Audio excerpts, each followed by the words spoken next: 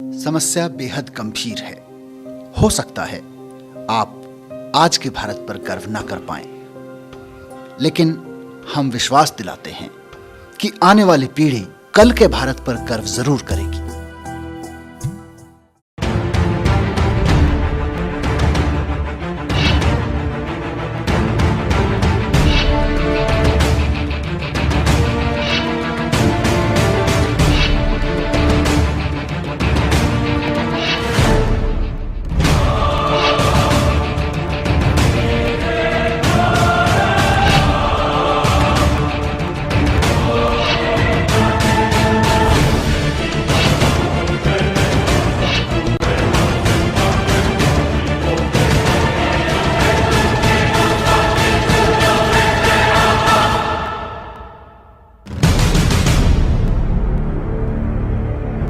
देश बदलाव मांग रहा है,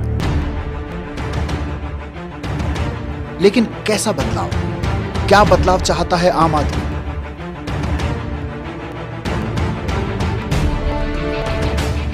महंगाई से छुटकारा चाहिए। ये नेता सारा पैसा खा गए, देश के करोड़ रुपए खा गए।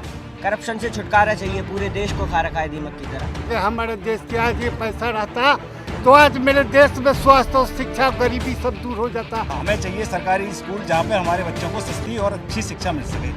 सस्ता इलाज चाहिए, अच्छा इलाज चाहिए। मुझे सिर्फ एक नौकरी चाहिए, वो भी बिना रिश्वत के। हमें इज्जत चाहिए अपने देश में। ये सरकार हमारे लिए काम करे। मुझे चाहिए सुरक्षा। मैं जब सड़क पर जाती हूँ तो मुझे डर लगता है, और जब पुलिस के पास जाती हूँ तो पुलिस पीटती है।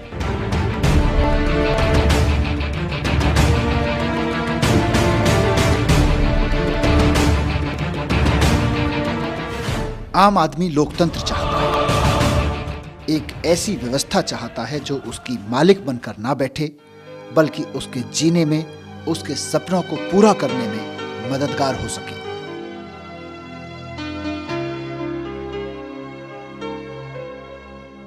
हर कोई चाहता है एक मुट्ठी आसमां,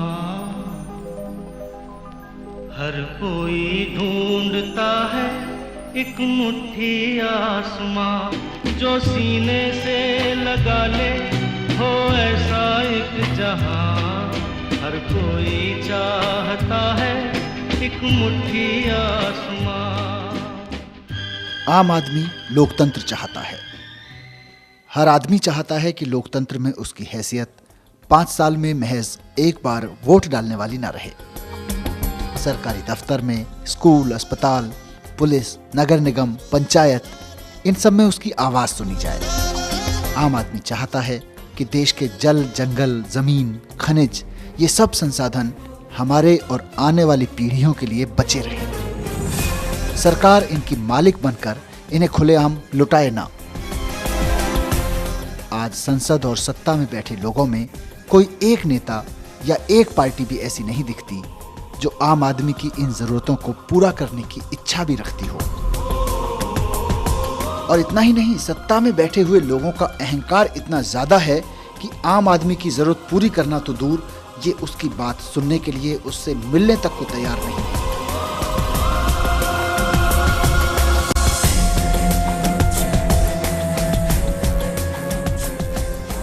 देश की जनता सड़क पर है। लोग सिस्टम से आवाज मांग रहे हैं, कानून मांग रहे हैं, इंसाफ मांग रहे हैं, लेकिन बदले में मिल रही हैं गालियां, लाठियां और धोखा। सत्ता में कुंडली मारकर बैठे अपराधियों और भ्रष्ट लोगों का साफ कहना है, कानून तो वही बनेगा जो हम चाहेंगे, हमें जनता की परवाह नहीं। जो सड़क पर उतरे हैं उनमें हिम्मत है तो चुनाव जीत कर दिखाएं। इसीलिए इनका विकल्प लाना जरूरी हो गया है।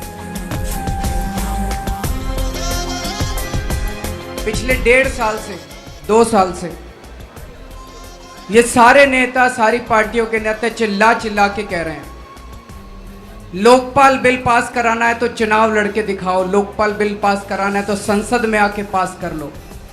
आज इस मंच से हम ऐलान करना चाहते हैं कि हाँ, हम अब चुनाव लड़के दिखाएंगे आप लोग।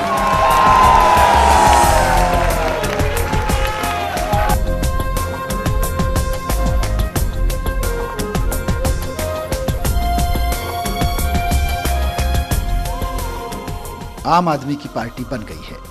एक ऐसी पार्टी जिसमें ना कोई हाईकमान होगा, ना कोई परिवार। पद और टिकट चाहने वाले लोगों के लिए इस पार्टी में कोई जगह नहीं होगी। पिछले 2 साल से सारा देश सड़कों के ऊपर है। पिछले 2 साल से अन्ना हजारे जी के नेतृत्व के अंदर भ्रष्टाचार के खिलाफ ये देश लड़ाई लड़ रहा है। जब अन्ना जी अनशन पे बैठे थे रामलीला मैदान के अंदर, अगस्त 2011 में यहां से कौन कौन गया था रामलीला मैदान? सारे लोग गए थे यहां से रामलीला मैदान। क्यों गए थे हम लोग रामलीला मैदान? हम लोग इसलिए गए थे रामलीला मैदान क्योंकि हम लोग मांग कर रहे थे कि सरकार एक ऐसा कानून पास करे कि अब अगर इस देश के अंदर कोई भ्रष्टाचार करे तो उसकी संपत्ति जब्त होनी चाहिए, उसको जेल होना चाहिए, उसको नौकरी से बर्खास्त किया जाना चाहिए। इसलिए गए थे हम लोग रामलीला मैदान। सरकार जन लोकपाल बिल पास करे, इसलिए गए थे हम लोग रामलीला मैदान। पिछले 2 साल के अंदर 3 बार अन्ना जी ने अनशन करा, 2 बार मैंने अनशन करा। सब कुछ करके देख लिया साथियों, मिन्नतें करी इन लोगों से, गिड़गिड़ाए इन लोगों के सामने, देश को भ्रष्टाचार से बचा लो, देश को भ्रष्टाचार से बचा लो, लेकिन कोई पार्टी नहीं मानी। सारी पार्टियों ने धोखा दिया संसद के अंदर बैठ के। धीरे धीरे समझ में आ गया कि कैसे मानेंगे ये पार्टियां। हर पार्टी के नेताओं ने भ्रष्टाचार कर रखा है, हर पार्टी के नेताओं ने चोरी कर रखी है। आज अगर ये लोग लोकपाल बिल पास कर दें, आधे से ज्यादा नेता जेल चले जाएंगे, इसलिए ये लोग नहीं माने। 2 साल में ये साफ हो गया कि जब तक इस देश की राजनीति नहीं बदली जाएगी, जब तक इस देश की राजनीति साफ नहीं की जाएगी, तब तक इस देश का उद्धार नहीं हो सकता। इसलिए हम लोगों को ये आम आदमी पार्टी बनानी पड़ी सर, इसलिए आम आदमी पार्टी बनानी पड़ी।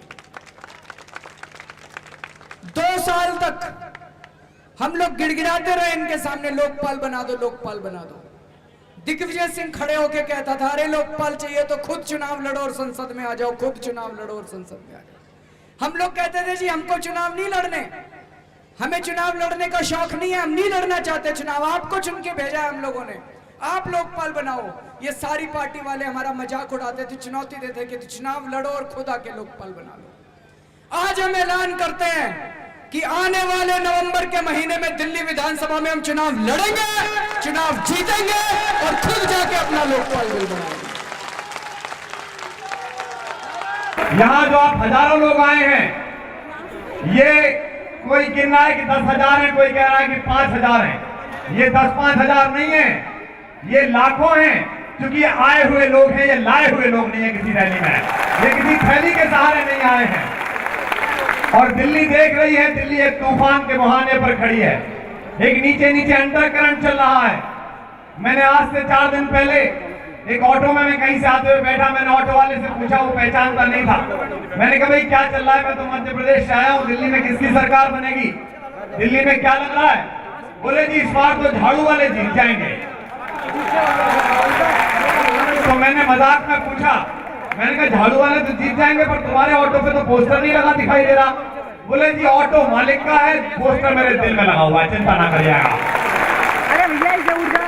तो ये कितने पोस्टर उतरवा लें, ये कितने बैनर उतरवा लें, ये कितने मुकदमे कर दें, लेकिन ये बात तय हो गई है कि सूरज चांद सितारे मेरे साथ में रहे, जब तक तुम्हारे हाथ मेरे हाथ में रहे और शाखों से टूट जाए वो पत्ते नहीं है हम, आंधी से कोई कह दो कि औकात में रहे।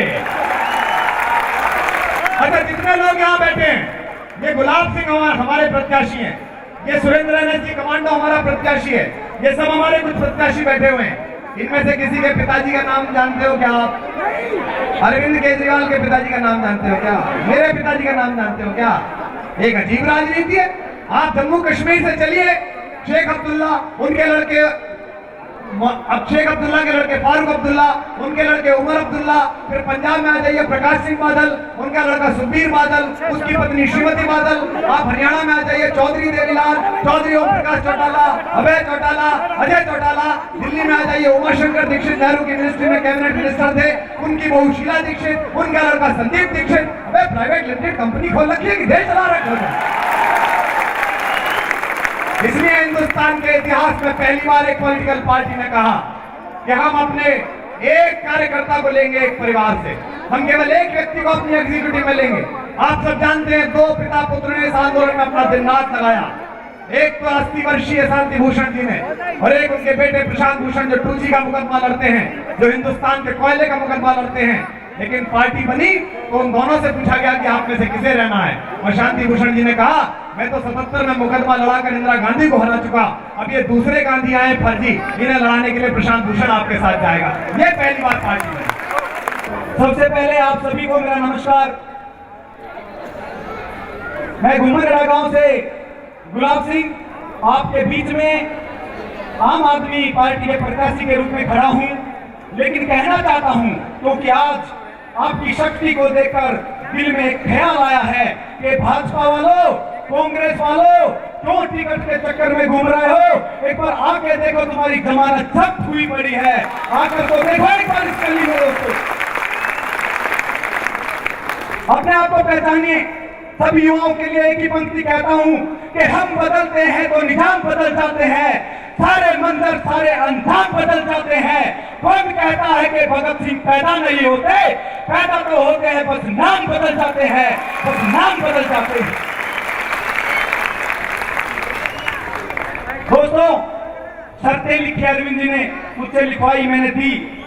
आज जिस गली भी, कोई भी गली अगर बना दी, कोई रोड बना दिया, कोई लाइट भी लगा दी, 2 दिन पहले होर्डिंग लग जाते हैं, बोर्ड गाड़ दिए जाते हैं, फलाने रोड का निर्माण माननीय विधायक के कर कमलों द्वारा कराया जा रहा है। अरे विधायक जी, तेरे बाप का पैसा है कि तेरे कर कमलों द्वारा ये रोड बनवाया जा रहा है? यात्रा पड़दादा देके मरा था। अगर आम आदमी की सरकार आई तो इस सब होर्डिंग को उखाड़ कर वहां पर लिखा जाएगा कि फलाने रोड का निर्माण आम आदमी के खून पसीने से पीते हुए पैसे से किया जा रहा है। हटाए जाएंगे होर्डिंग सारे। अगर नवंबर के महीने में अरविंद केजरीवाल की आम आदमी पार्टी हारी, आप सबकी आम आदमी पार्टी हारी, तो ये आम आदमी पार्टी हार नहीं होगी दोस्तों, ये आपकी हार होगी, आपके सपनों की हार होगी। पूरा हिंदुस्तान नहीं, पूरा देश देख रहा है। द्वारका से कुछ आए हैं हमारे बुजुर्ग, कहते हैं द्वारका के बारे में, यहाँ के विधायक पार्षद कहते हैं वहां तो पूंजीपति लोग रहते हैं, फाइनेंशियली स्ट्रॉन्ग है, वो तो 200-400 रुपए का पानी पी लेंगे, क्या दिक्कत है? पानी 250 लीटर पानी उनके हिस्से का भी मिलता है। द्वारका से लोग आए हुए हैं, यहाँ की गलियों का तो छोड़ ही दीजिए, पीने के लिए पानी नहीं है। सेक्टर 22-23 में ऐसे पानी की सप्लाई हो रही है कि हमारी बहनें नहाती है तो उनके सर के बाल तक उठ जाते हैं। ये उस पानी की हालत है। आज लोग कहते हैं, जगह जगह जाता हूं, कुछ दिन पहले गोयला डेरी की झुग्गी बस्तियों में गया था, एक महिला बीच रास्ते में बैठकर आटा घूम रही थी। जब उसके पास जाकर मैंने अपना इंट्रोडक्शन दिया, आटे के हाथ से ही बेचारी उठकर गई झुग्गी के अंदर, 50 का नोट लेकर आई कि ये लो दे देना अरविंद केजरीवाल को, एक भला काम करने जा रहा है देश के लिए।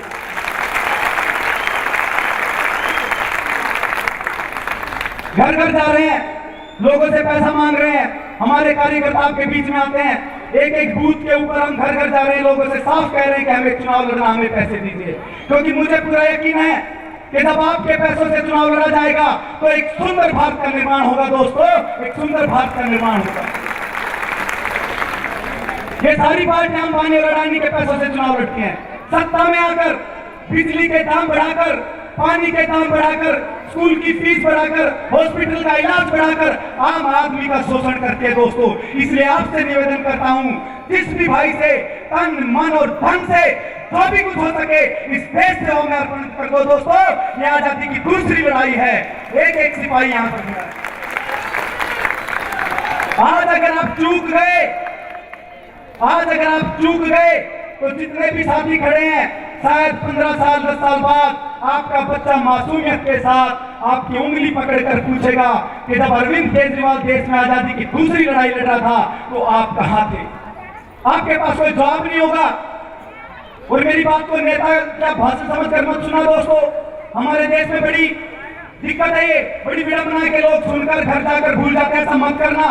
तो आप सभी दोस्तों से निवेदन है, इस देश में भ्रष्टाचार के रूप में आग लगी हुई है।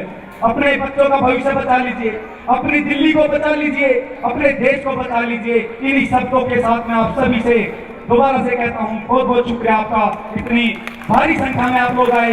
मैं तहे दिल से आज एक बात तो कन्फर्म हो गई है कि आने वाले चुनाव में आप सब जाकर बता दीजिए कि यहाँ पर वोट मांगने की जरूरत नहीं, अपना टाइम बिल्कुल खराब ना करें। भाजपा कांग्रेस वाले सबको बता दीजिए, और शायद आज ये मैसेज उन तक पहुंच भी गया होगा, शायद उनके पैर हिल चुके होंगे। भारत माता की, इंकलाब, आम आदमी, आम आदमी, चलेगी झाड़ू उड़ेगी धूल, चलेगी झाड़ू उड़ेगी धूल, भ्रष्टाचार का एक ही काल, भ्रष्टाचार का एक ही काल। बहुत शुक्रिया। हिंदुस्तान में इस दूसरी आजादी के आंदोलन के अर्जुन भाई अरविंद केजरीवाल जी मटियाला विधानसभा क्षेत्र से आम आदमी पार्टी के उम्मीदवार, और आज जब मैं गुलाब सिंह को सुन रहा था तो बहुत मन प्रसन्न हुआ। जब मैं दिल्ली में काम करने के लिए आया था 8-9 महीने पहले, तो अपनी बात को बहुत सामान्य तरीके से मंच पर आकर गुलाब सिंह बोलते थे, लेकिन आज जिस तरह की बातें इन्होंने कही है, ये बिल्कुल साफ नजर आ रहा था कि अगर दिल्ली की विधानसभा के अंदर पहुंचेंगे तो दिल के अंदर जो देशभक्ति का जज्बा है उसको ये करके संकल्प लेके जो उतरे उसको पूरा करने का काम करेंगे। साथियों, 2 साल पहले जब हम लोग घर से निकले थे तो हमारी क्या मांग थी, किस बात के लिए निकले थे? हाथ में तिरंगा लेकर छोटे छोटे बच्चे, माताएं, बहनें, नौजवान, बूढ़े सारे लोग जंतर मंतर पे पहुंचे, अन्ना हजारे जी के साथ आंदोलन किया और एक ही नारा लगाया, एक ही बात कही, एक ही निवेदन किया कि प्रधानमंत्री जी जब राशन कार्ड बनवाने के लिए जाते हैं तो हमसे रिश्वत मांगी जाती है, थाने में एफआईआर दर्ज कराने जाते हैं तो रिश्वत मांगी जाती है, अस्पताल में मां का इलाज कराने जाते हैं तो रिश्वत मांगी जाती है, ड्राइविंग लाइसेंस बनवाने जाते हैं तो रिश्वत मांगी जाती है, पासपोर्ट बनवाने जाते हैं तो रिश्वत मांगी जाती है, घर में बच्चा पैदा हो जाए, जन्म प्रमाण पत्र बनवाने जाए तो रिश्वत मांगी जाती है, बाप की मौत हो जाए, मृत्यु का भी प्रमाण पत्र बनवाने जाए तो रिश्वत मांगी जाती है। इस रिश्वतखोरी से प्रधानमंत्री जी हम लोगों को बचा लीजिए और भ्रष्टाचार के खिलाफ एक जन लोकपाल कानून बनाइए। उस कानून के अंदर लिखिए कि रिश्वतखोर और भ्रष्टाचारी को मुकदमा लिख के 6 महीने के अंदर उठाकर उसको तिहाड़ जेल के अंदर डाला जाएगा, उसको बाहर घूमने की इजाजत नहीं होनी चाहिए। इसी बात के लिए हम लोग निकले, लेकिन हमारा मजाक उड़ाया गया। कांग्रेस के लोगों ने पार्लियामेंट के अंदर हमारा मजाक उड़ाया। उनके नेता कपिल सिब्बल जी ने पार्लियामेंट के अंदर कहा, 543 सांसदों को संबोधित करते हुए कहा, भाइयों आइए हम सब लोग मिलकर तय करें कि हम इन बाहरी लोगों के कहने पर कोई कानून नहीं बनाएंगे।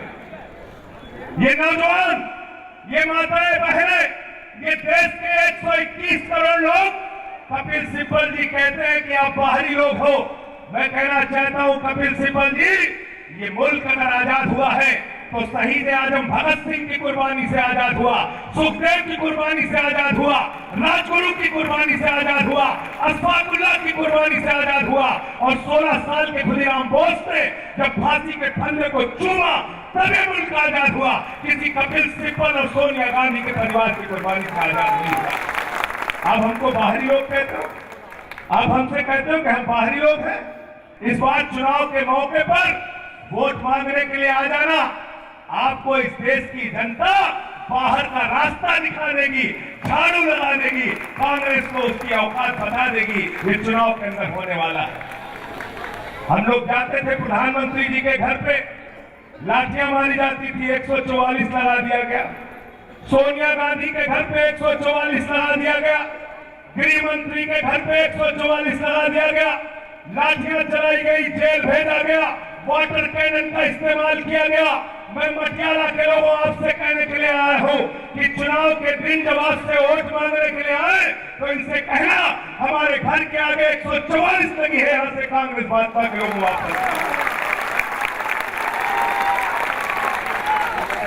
144 लगाओगे कि नहीं लगाओगे अपने घरों पे? पार्लियामेंट में, देश की संसद में आपका मजाक उड़ाया गया। एक नेता है लालू प्रसाद जी, उन्होंने पार्लियामेंट के अंदर कहा ये अरविंद केजरीवाल का लोकपाल नहीं है, ये फांसी घर है, फांसी घर। अगर बन गया तो हम सबके सब फांसी पे चढ़ा दिए जाएंगे। भ्रष्टाचारियों को फांसी चढ़ने का डर है, इसलिए आज अरविंद केजरीवाल के पीछे पड़े। कांग्रेस है, भारतीय जनता पार्टी है, दोनों में कोई अंतर नहीं है। दोनों एक सिक्के के दो पहलू हैं। भारतीय जनता पार्टी के लोग कच्चे 2 के बच्चे की तरह रो रहे हैं, जैसे क्लास 2 के बच्चे रोते हैं, मास्टर जी हमको मारे, कहते नहीं कहते? यही हाल भाजपाइयों का हो गया। क्या बोलते हैं? आम आदमी पार्टी वाले हमारा वोट काट रहे, कहते नहीं कहते? यही कहते कि नहीं कहते?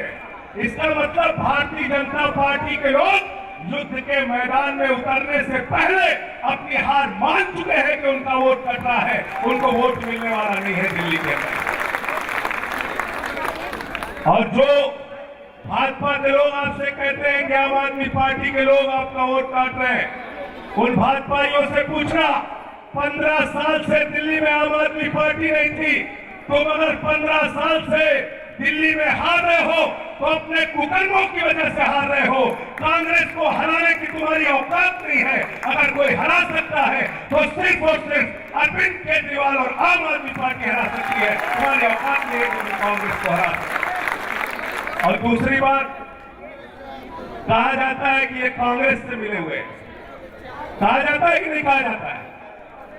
इस देश के अंदर देश के सबसे बड़े राजनीतिक शक्तिशाली परिवार सोनिया गांधी के दामाद रॉबर्ट वाड्रा के भ्रष्टाचार का खुलासा अगर किसी शख्स ने किया तो उस व्यक्ति का नाम है अरविंद केजरीवाल। नितिन गडकरी के भ्रष्टाचार का किसी ने खुलासा किया तो उस शख्स का नाम है अरविंद केजरीवाल। 15 भ्रष्ट मंत्रियों के भ्रष्टाचार का अगर किसी ने खुलासा किया तो उस शख्स का नाम है अरविंद केजरीवाल। अरविंद केजरीवाल ने देश के सबसे बड़े उद्योगपति मुकेश अंबानी के भी भ्रष्टाचार का खुलासा किया। ये ताकत, ये हिम्मत किसी कांग्रेस भाजपा के नेता के अंदर नहीं है। मैं दावे के साथ कह रहा हूं। और अगर भाजपा ही कह रहे हैं कि वो कांग्रेस के खिलाफ लड़ रहे हैं तो उनसे खाली एक सवाल कर देना, एक सवाल कर देना। आपके बीच में वोट मांगने के लिए आए तो उनसे कहना, अगर तुम कांग्रेस के भ्रष्टाचार के खिलाफ लड़ रहे हो, शीला दीक्षित के भ्रष्टाचार के खिलाफ लड़ रहे हो, अगर तुम्हारे अंदर हिम्मत है तो अरविंद केजरीवाल नई दिल्ली से सीधे शीला दीक्षित के खिलाफ लड़ रहे हैं। विजय गोयल को भी भेजो वहां से चुनाव लड़ने के लिए। है हिम्मत? है हिम्मत? हिम्मत नहीं है साथियों, क्योंकि हमारे यहाँ उत्तर प्रदेश में चूहा मारने की दवा मिलती है, उसमें लिखा रहता है नक्कालों से सावधान। ये भारतीय जनता पार्टी के लोग मक्कार और नक्काल हैं, इनसे सावधान रहने की जरूरत है। चुनाव का मौका आता है तो 4.5 साल तक खामोश रहते हैं। चुनाव के मौके पर कहते हैं रामलला हम आएंगे और मंदिर वही बनाएंगे। हमने एक भाजपाई से पूछा मंदिर कब बनाओगे, तो बोले रामलला हम आएंगे, मंदिर वही बनाएंगे, लेकिन डेट नहीं बताएंगे। डेट नहीं बताएंगे क्योंकि आपको लड़ाना है, आपको सियासत के नाम पर बांटना है। भाजपाइयों के लिए एक लाइन हमने लिखा है, इन्होंने ईटा, राम मंदिर का ईटा लेकर पूरे देश को मूर्ख बनाया, सैकड़ों करोड़ रुपए इकट्ठा किए और राम मंदिर का चंदा खा लिया।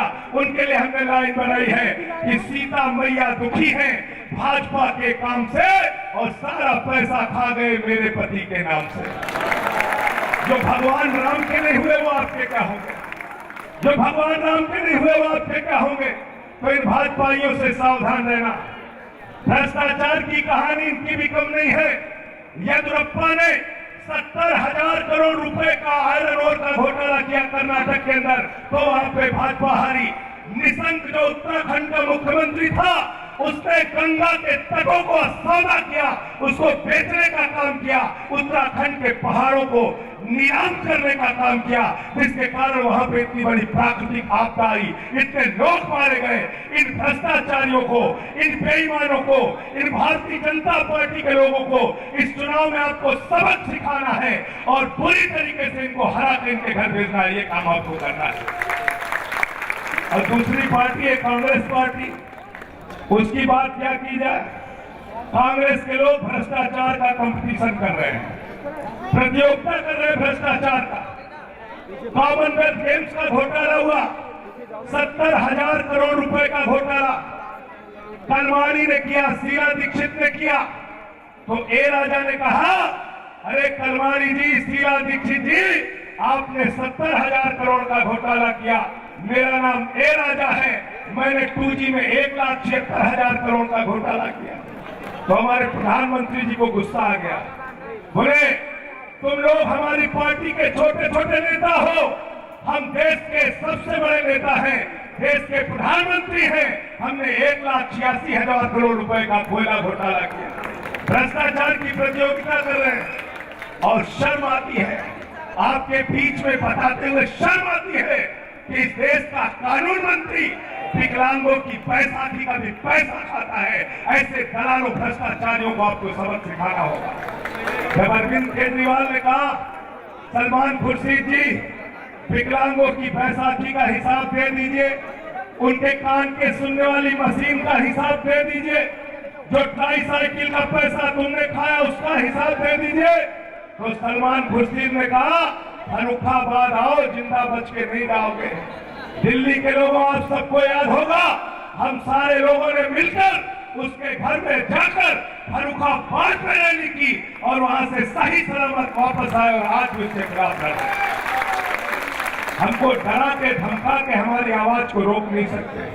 तो कांग्रेस भ्रष्टाचार की जनरेटर है, एक के बाद एक भ्रष्टाचार, एक के बाद एक भ्रष्टाचार। दोनों पार्टियां एक जैसी हैं। पूरे जिम्मेदारी के साथ आपके बीच में कह रहा हूं, 1,86,000 करोड़ रुपए का कोयला घोटाला हुआ और कोयला घोटाला जिन कंपनियों ने किया, उन्हीं कंपनियों ने कांग्रेस को भी चंदा दिया, उन्हीं कंपनियों ने बीजेपी को भी चंदा दिया, उन्हीं कंपनियों ने बीजेडी को भी चंदा दिया, उन्हीं कंपनियों ने डीएमके को भी चंदा दिया, उन्हीं कंपनियों ने समाजवादी पार्टी को भी चंदा दिया। ये सारे के सारे चोर चोर मौसेरे भाई हैं। इन सबको भगाना होगा और आम आदमी पार्टी को लाना होगा। साथियों, आज मुल्क की हालत यह है, हमारे नेताओं की हालत यह है कि नदी के घाट पर अगर ये सियासी लोग फंस जाए तो प्यासे होंठ के बूंद पानी को तरस जाए। गनीमत है कि मौसम पर हुकूमत चल नहीं सकती, वरना सारे के सारे बादल इनके खेतों में बरस जाए। कितने बड़े बेईमान और भ्रष्टाचारी हैं, इनसे इस मुल्क को बचाने की जरूरत है। एक तरफ ताबूत, शहीदों के ताबूत में घोटाला करने वाले भाजपाई हैं, दूसरी तरफ कोयला खाने वाले कांग्रेसी हैं, 2G करने वाले, भ्रष्टाचार करने वाले लोग हैं। इन भ्रष्टाचारियों के भ्रष्टाचार को आप लोग बखूबी जानते हो, बताने की जरूरत नहीं है। सिर्फ एक बात कहना चाहता हूं कि आज जो हालत है, इस हालत को बदलने के लिए हाथ में झाड़ू ले लेना, हाथ में झाड़ू ले लेना और राजनीति की गंदगी को नवंबर के महीने में साफ कर देना। इतने जोर से बटन दबाना झाड़ू वाले खाने पर कि दूसरे प्रत्याशियों की जमानत जब्त हो जाए, दोबारा राजनीति करना भूल जाए। ये काम आपको करना है। ये निवेदन और विनती करने के लिए आया हूं, क्योंकि पूरा मुल्क आपकी ओर देख रहा है, पूरा हिंदुस्तान आपकी ओर देख रहा है। आपको नकली सवालों में उलझाया जाता है। अभी मुजफ्फरनगर का कांड शुरू कर दिया, कभी राम मंदिर का नाम लेते हैं, कभी कहते हैं राम के नाम पे दे दे बाबा, कभी जाति के नाम पर दे दे बाबा, कभी धर्म के नाम पे दे दे बाबा। ये जाति और धर्म का खेल आपको बंद करना होगा, क्योंकि देश के जितने नेता हैं ये अवसरवादी हैं, इनका जाति और धर्म से कोई लेना देना नहीं है। एक नारा चलाते हैं कि सांप्रदायिक है, धर्म निरपेक्ष है। ये सांप्रदायिक है, ये धर्म निरपेक्ष है। मैंने एक दिन रात में सोचा कौन सांप्रदायिक है, कौन धर्म निरपेक्ष है। मुझे याद है मुलायम सिंह यादव 1977 में जनसंघ के साथ थे तब वो सांप्रदायिक थे, 1989 में भाजपा के साथ थे तब वो सांप्रदायिक थे, आज कांग्रेस के साथ हैं तो धर्मनिरपेक्ष हो गए। मुझे याद आई मायावती पहले भाजपा के साथ थी तो सांप्रदायिक थी, आज कांग्रेस के साथ है तो धर्मनिरपेक्ष हो गई। मुझे याद है डीएमके पहले भाजपा के साथ थे तो सांप्रदायिक थे, आज कांग्रेस के साथ है तो धर्मनिरपेक्ष हो गए। मुझे याद है अजीत सिंह पहले भाजपा के साथ थे तो सांप्रदायिक थे, आज कांग्रेस के साथ है तो धर्मनिरपेक्ष हो गए। मुझे याद आई ममता बनर्जी पहले भाजपा के साथ थी तो सांप्रदायिक थी, फिर कांग्रेस के साथ आई तो धर्मनिरपेक्ष हो गई। कौन सांप्रदायिक है, कौन धर्मनिरपेक्ष है, जरा हमको बताओ। ये सब के सब बेईमान हैं, भ्रष्टाचारी हैं, हमारी लाश पे चढ़ के देश की सत्ता पे सब पहुंचना चाहते हैं। इनसे होशियार रहना साथियों। पहला मौका आया है, एक ऐसा ईमानदार शख्स आपके बीच में है, अरविंद केजरीवाल, जिसकी ईमानदारी के बारे में किसी को बताने की जरूरत नहीं है। IIT से पढ़े खड़गपुर से, उसके बाद इनकम टैक्स कमिश्नर हो गए, हिंदुस्तान की बहुत बड़ी नौकरी कर रहे थे, लेकिन देश की हालत देखी तो उस इनकम टैक्स कमिश्नर की नौकरी पे लात मार के कहा देश को बचाना है, ईमानदारी से काम करना है, इस मुल्क की तस्वीर को बदलना है। एक पत्रकार ने एक दिन उनसे पूछ लिया, अरविंद केजरीवाल जी, नवंबर में आप चुनाव हार गए तो क्या करेंगे? इन्होंने कहा पहले भी फटी पैंट पहन के टहल रहे थे, जीत जाएंगे तब भी फटी पैंट और चप्पल पहन के टहलेंगे, और हार जाएंगे तब भी फटी पैंट और चप्पल पहन के टहलेंगे। हमारी चिंता मत करो, तुम बताओ कि अगर हम हार गए, कांग्रेस और बीजेपी के भ्रष्टाचारी जीत गए, तो इस मुल्क के छोटे छोटे बच्चे क्या करेंगे, ये तुम तय करो, ये तुम तय करो। तो उसने नजर मिला के कहा हम आपके साथ हैं, हम आपके साथ हैं। कल मैं एक सरदार जी के घर में गया था, 6 साल की बच्ची थी, मैंने पूछा अन्ना हजारे को जानती हो बेटा? उसने कहा हाँ जानते हैं अंकल। मैंने कहा अरविंद केजरीवाल को? बोले हाँ जानते हैं, वो झाड़ू लेकर पोस्टर छपवाए, हर ऑटो पे दिखते हैं अरविंद केजरीवाल। मैंने कहा वोट किसको मिलेगा? बोला घर में सब बोल रहे थे झाड़ू पर बटन दबाना है इस बार। छोटे छोटे बच्चे कह रहे हैं, हर घर में चर्चा है झाड़ू निशान की, आम आदमी पार्टी की, अरविंद केजरीवाल की ईमानदारी की।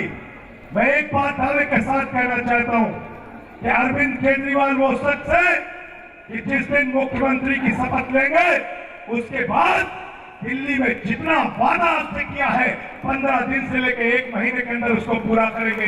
लेकिन एक बार रात में सोचना, एक बार रात में जरा जाके घर पे सोचना, क्या शीला दीक्षित कर सकती है? क्या विजय गोयल से उम्मीद है? किससे उम्मीद है? किससे उम्मीद है? किससे उम्मीद है? तो इस बात को संकल्प लेना है, घरों में जाके समझाइए, अपने अगल बगल के 10 घरों में जाके समझाइए, केजरीवाल से परिवर्तन की उम्मीद है। दोस्तों 66 साल के अंदर कभी आपने कांग्रेस के हाथ को मजबूत किया, कभी बीजेपी के हाथ को मजबूत किया, कभी समाजवादी पार्टी के हाथ को मजबूत किया, कभी बहुजन समाज पार्टी के हाथ को मजबूत किया। 66 साल की आजादी में पहला मौका ऐसा आया है कि कमल को ना हाथ को, वोट अपने आप को, आम आदमी पार्टी को वोट देना है, अपने आप को वोट देना है, आपको झाड़ू निशान पर वोट देना है। इसलिए अंत में आपसे निवेदन करके, ये अमन बिक रहा है, चमन बिक रहा है, शहीदों के तन का कफन बिक रहा है, बाजारों में राधा का तन बिक रहा है, और यारो बुरा न मानो तो कह दो, इन बेईमानों के हाथों वतन बिक रहा है, इन बेईमानों के हाथों वतन बिक रहा है। इस मुल्क का सौदा करने वाले लोगों से, इस वतन का सौदा करने वाले लोगों से इस देश को बचाना है।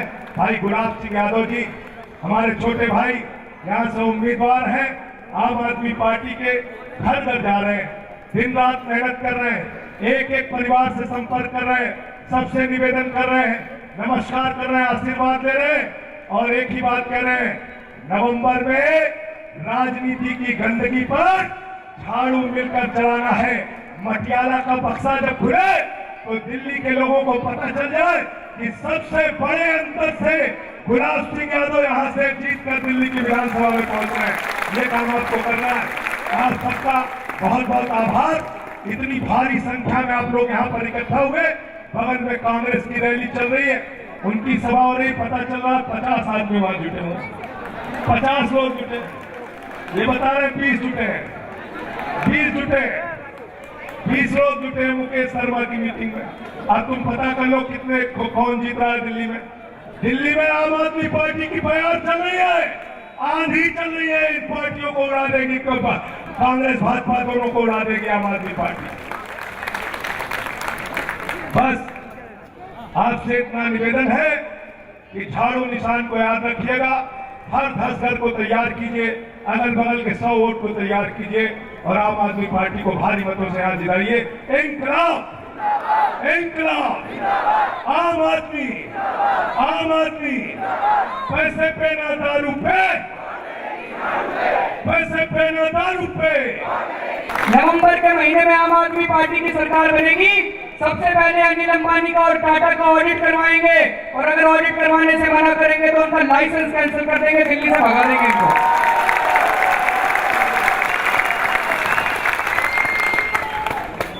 सबसे पहले ऑडिट करवाएंगे, ऑडिट नहीं करेंगे तो लाइसेंस कैंसिल कर देंगे। लेकिन आम आदमी पार्टी का वादा है दिल्ली के लोगों को, आज जिस रेट पे आपको बिजली मिल रही है इससे आधे रेट पे आपको 24 घंटे बिजली दिलवाएंगे हम लोग।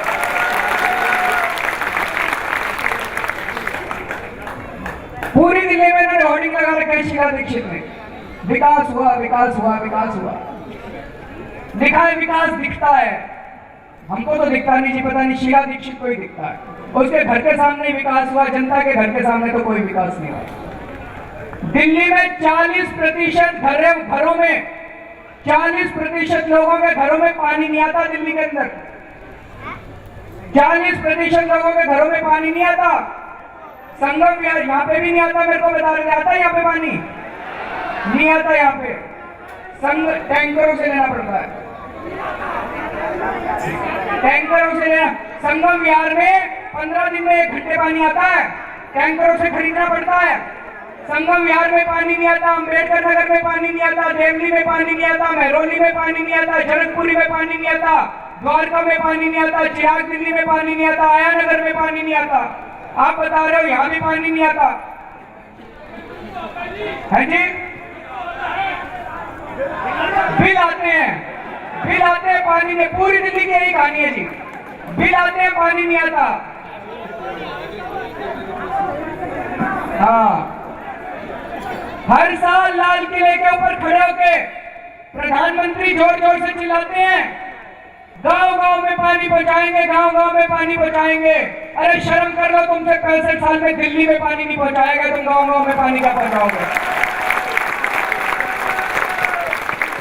दिल्ली में पानी की कमी नहीं है जी, दिल्ली में पानी बहुत है।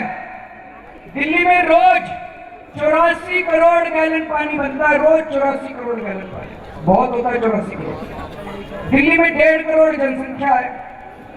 भाग दे के देख लो, हर आदमी के नाम का, हर औरत के नाम का, हर बच्चे के नाम का, हर बूढ़े के नाम का, हर अमीर आदमी के नाम का, हर गरीब आदमी के नाम का रोज 250 लीटर पानी बनता है। 250 लीटर मतलब 13 बाल्टी पानी बनता है। उस बच्चे के नाम का भी 13 बाल्टी पानी बनता है, उस बहन जी के नाम का भी 13 बाल्टी पानी बनता है, उस भाई साहब के नाम का भी रोज 13 बाल्टी पानी बनता है। हमारी टूटी में तो आता नहीं है जी। ये पानी जाता कहाँ है? जर्मनी में रोज 150 लीटर पानी बनता है एक आदमी के नाम का। इंग्लैंड में रोज 150 लीटर पानी बनता है एक आदमी के नाम का, फिर भी उनकी टूटी में 24 घंटे पानी आता है। दिल्ली में 250 लीटर पानी बनता है एक आदमी के नाम का, फिर भी हमारी टूटी में पानी नहीं आता। तो ये पानी जाता कहाँ है? तो हमने आरटीआई डाली, शीला दीक्षित से पूछा, चिट्ठी लिखी शीला दीक्षित को, हमने पूछा जी पानी जाता कहाँ है दिल्ली वालों का? तो वहां से जवाब आया कि दिल्ली में पाइपलाइन लीक कर रही है, पानी लीक हो रहा है जी। उनका जवाब आया 50% दिल्ली में पानी लीक हो रहा है। अच्छा जी, 50% पानी लीक हो रहा है। दिल्ली में रोज 84 करोड़ गैलन पानी बनता है, इसमें से 50% पानी लीक हो रहा है, मतलब 42 करोड़ गैलन पानी रोज लीक होकर सड़कों पे आ रहा है। हमने कहा जी 3 दिन में तो बाढ़ आ जानी चाहिए, दिल्ली की सड़कों पे तो दिखता नहीं है। हमने फिर चिट्ठी लिखी उनको, फिर उनका जवाब आया भाई अंडरग्राउंड पाइपलाइन लीक कर रही है, वो नीचे चला जाता है। हमने कहा जी अंडरग्राउंड पाइपलाइन लीक कर रही है तो दिल्ली में पानी का स्तर बढ़ना चाहिए, वाटर टैप वो भी नीचे जा रही है, ये पानी जाता कहाँ है? झूठे हैं, एक नंबर के झूठे हैं। हमने कहा जी पानी जाता कहाँ है? तो आम आदमी पार्टी ने अपनी जांच कराई, जांच में पता चला दिल्ली में पानी लीक नहीं हो रहा, दिल्ली में पानी चोरी हो रहा है। दिल्ली में एक बहुत बड़ा माफिया काम कर रहा है, टैंकर माफिया, बहुत बड़ा माफिया काम कर रहा है जी दिल्ली में, टैंकर माफिया। अभी आप फोन करो जल बोर्ड के जेई को, बोलो जी हमारी गली में पानी नहीं आ रहा, पानी भेजो, तो कहेंगे पानी नहीं है, जल बोर्ड में पानी नहीं है। अभी आप प्राइवेट कंपनी को फोन करो, टैंकर कंपनी को, बोलो जी घर में ब्याह शादी है, 20 टैंकर भेज दो, अभी भेज देंगे 20 टैंकर। 2-2 हजार रुपए लेते हैं टैंकर के, 2,000 रुपए लेते हैं टैंकर के। जल बोर्ड के पास पानी नहीं है, प्राइवेट कंपनी के पास पानी कहां से आया? पानी को भगवान बनाता है? तो इसका मतलब जो पानी आपकी टूटी में आना चाहिए वो पानी आपको खरीदना पड़ रहा है टैंकर कंपनी से। किसकी है ये टैंकर कंपनियां? दिल्ली में 1,500 टैंकर कंपनियां काम कर रही हैं। किसकी है टैंकर कंपनियां? आधी बीजेपी वालों की, आधी कांग्रेस वालों की। जिस इलाके में कांग्रेस का एमएलए वहां कांग्रेस की टैंकर कंपनी है, जिस इलाके में बीजेपी का एमएलए वहां बीजेपी की टैंकर कंपनी है। 1,000 करोड़ रुपए का धंधा है जी टैंकर का दिल्ली में, 1,000 करोड़ का। आधा बीजेपी वालों का है, आधा कांग्रेस वालों का है। जब तक आप बीजेपी और कांग्रेस को वोट देते रहोगे आपके घरों के अंदर पानी नहीं आने वाला। आज अच्छे से समझ के जाना, जब तक बीजेपी और कांग्रेस को वोट देते रहोगे आपके घरों में पानी नहीं आने वाला। दोनों का ज्वाइंट धंधा है। नवंबर में आम आदमी पार्टी की सरकार बनेगी, ये टैंकर माफिया वालों को और ये जो बीजेपी और कांग्रेस में इनके माँ बाप बैठे हैं, इन सबको सबसे पहले तिहाड़ जेल भेजा जाएगा। दिल्ली में पानी की चोरी रोकी जाएगी, और अगर दिल्ली में पानी की चोरी बंद हो गई तो साथियों अगर इंग्लैंड और जर्मनी में 24 घंटे पानी आ सकता है तो आपके घरों में टूटी में भी 24 घंटे पानी आ सकता है। तो ये आपका चुनाव है, जनता का चुनाव है। हम सब लोगों को मिलकर किसी भी तरह से देश बचाना है। वोट मांगने नहीं आए हम लोग, अपील करने आए हैं कि इस बार देश बचा लो किसी तरह से। अगर इस बार भी कुछ नहीं हुआ तो देश नहीं बचेगा, भारत नहीं बचेगा। तो एक एक आदमी को, अगर आपको मेरी बात ठीक लगी हो तो यहां से एक एक आदमी को आज कसम खा के जानी पड़ेगी। एक एक आदमी को कसम खा के जानी पड़ेगी कि हर आदमी को, हर औरत को जो यहाँ खड़ा है, 100 दिन रह गए चुनाव के, इन 100 दिनों में आम आदमी पार्टी के लिए 100 वोट तैयार करने पड़ेंगे हर आदमी को।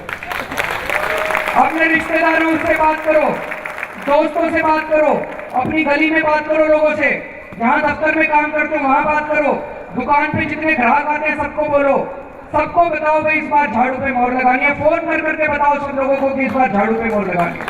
जो जो कसम खाने के लिए तैयार है हाथ खड़े करते जरा से। जिन्होंने 2 हाथ खड़े करे उनको 200 वोट तैयार करने हैं इस बार। बहुत बहुत शुक्रिया आपका। भारत माता की इंकलाब, इंकलाब। अपने बच्चों का भविष्य कितने में बेचेंगे आप? क्या कीमत लगाएंगे? एक बोतल शराब, एक बोरी गेहूं, रेडियो, टीवी, एक साड़ी या 2-4 हजार रुपए? सोच लीजिए, क्योंकि फिर आ रहे हैं वो कुछ उम्मीदवार आपका वोट खरीदने। याद रखिए, आज जो आपका वोट खरीदेगा वो कल आपको बेचेगा। इस बार एक बात तय करते हैं कि जो भी उम्मीदवार हमारा वोट खरीदने की कोशिश करेगा उसे तो हम हरगिज वोट नहीं देंगे। अपने देश का सौदा, अपने बच्चों के भविष्य का सौदा हम हरगिज नहीं करते। सच्चे को चुनेंगे, अच्छे को चुनेंगे। जय हिंद।